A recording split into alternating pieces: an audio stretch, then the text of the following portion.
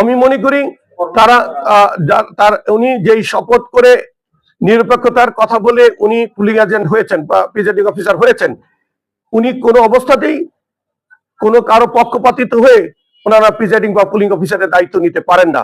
সেখানে আইন শৃঙ্খলা রক্ষাকারী বাহিনী আছেন, শহীদপুর প্রশাসন আছেন, নিয়ম অনুযায়ী তার বিরুদ্ধে শাস্তিমূলক ব্যবস্থা নেবে এবং এই শরীয়তপুরের নির্বাচনে 2 নির্বাচনী এলাকা একটা দৃষ্টান্ত হয়ে থাকবে। ভবিষ্যতে কোনো সরকারি চাকরি করে ফায়দা নিয়ে এরকম নিরপেক্ষতা নষ্ট করবেন না। জামাতের এই টাকার উৎস কোথায় সারা বাংলাদেশের মানুষ জানেন। সেই উৎস থেকে আসছে এবং সেই উৎস থেকেই এই টাকা এসে একটা নির্বাচনকে প্রশ্নবিদ্ধ করার জন্য তারা ব্যবহার করবে, এটা আমি বিশ্বাস করি। কিন্তু সবচেয়ে দুঃখের বিষয় যে তারা আল্লাহর পথে রাজনীতি করেন, আর এই টাকা কোথায় পেল?